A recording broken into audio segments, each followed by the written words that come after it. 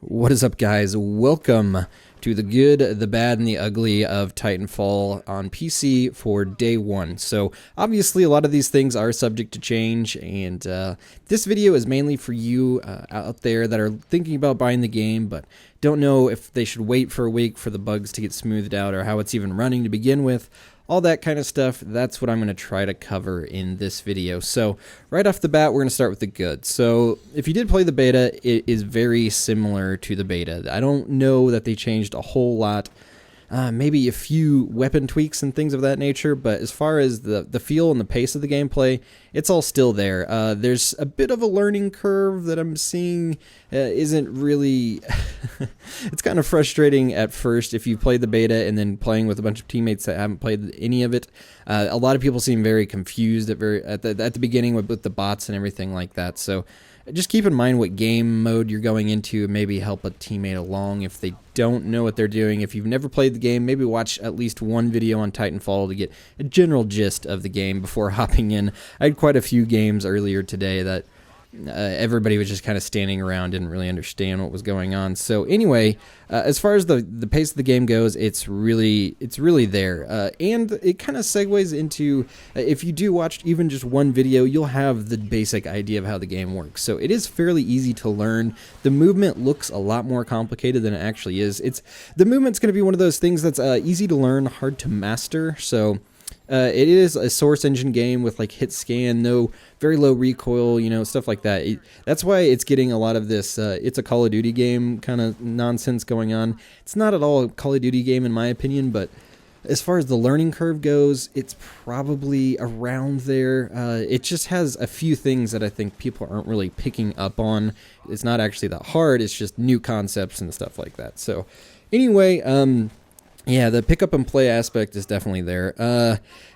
Like just being able to go into a game, play for I think like almost every game that I've ever played of attrition has been like 7 minutes.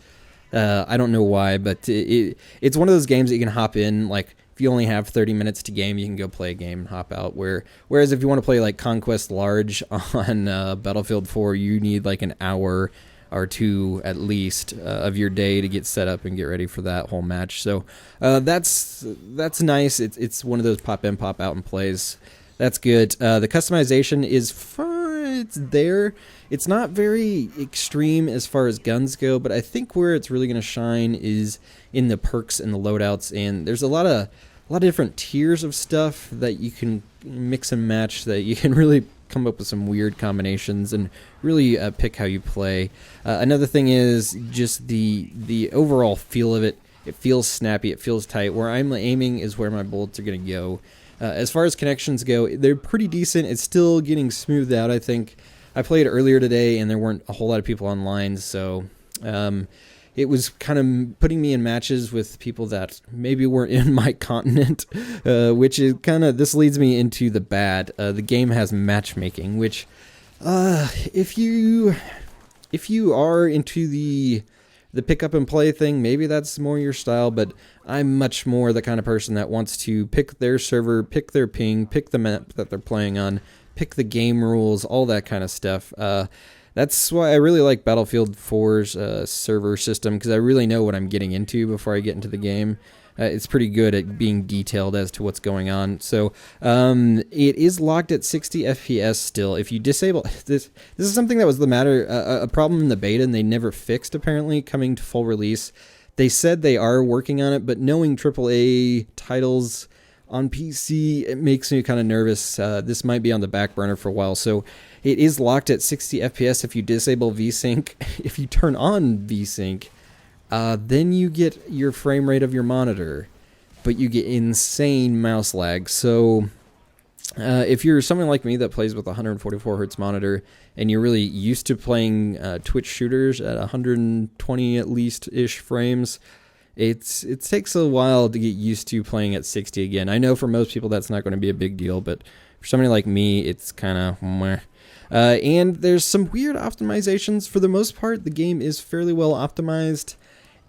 But there's a few on Domination. I'll put a picture of the map up right now. I can't remember it off the top of my head. If you look at the C flag, you just drop like 20 frames for no reason. It's really, really strange.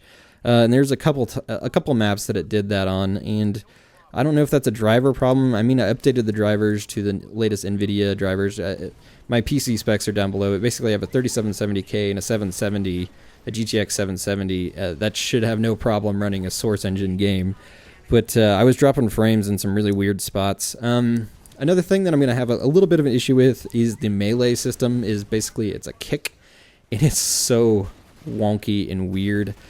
It turns into a derp fight pretty much anytime two people go to kick each other, so they need to fix the hitboxes on that or something, or the animations don't match up and it just gets really derpy, like I said. Another thing is the smart pistol. This is something from the beta. Didn't get patched at all. It's still in there. It's really easy to use still. Basically, the smart pistol is a auto-locking pistol that has an aimbot built in, basically. So I think they still need to tweak that. They did a little bit, but my main issue with it is that it doesn't. It's not so much that it locks on to people. It's that it locks on to people that I'm not even seeing or paying attention to. It'd be like some guy ran around my peripheral that I might not have seen before, but boop, there goes the pistol locking onto him. So that needs to be tweaked. And the game modes are slightly lacking. We'll see if they come out with more stuff in the future, but I think they could have really done something with like a objective-based, like bomb scenario, like a search and destroy kind of game mode. I wish I would have seen, but that's something I'm sure they might implement in the future. On to the last thing, or couple of last things, the ugly. The game is not very good looking. It is a Source Engine game, so it's to be expected that it's not going to look awesome, but it just looks bleh. To me at least. I have everything pretty much cranked up all the way, and it still looks pretty bad as far as textures go. I mean, the colors are nice and everything like that, but again, I'm more of a gameplay guy, and I want my high frames over the visuals. I think it's kind of lacking there if you're into that kind of stuff. Anyways, guys, I've rambled on long enough. This video is much longer than most of my videos that I put out, but I wanted to cover at least everything. I actually made a list for this video. Can you believe that? I'd never make lists for videos. I'm always off the top of my head. But anyways, guys, that's everything that I could think of and jot down right off the bat here after playing for probably like 7 hours today. So I got a decent session in. I'm sure things are subject to change, like I said, but I just wanted to let you know within the first week or two that while they're still ironing behind the scenes stuff out, this is what you're going to be dealing with and what we're going to be playing with. So anyways, guys, thanks for stopping by and checking out this video, and I'll talk to you later.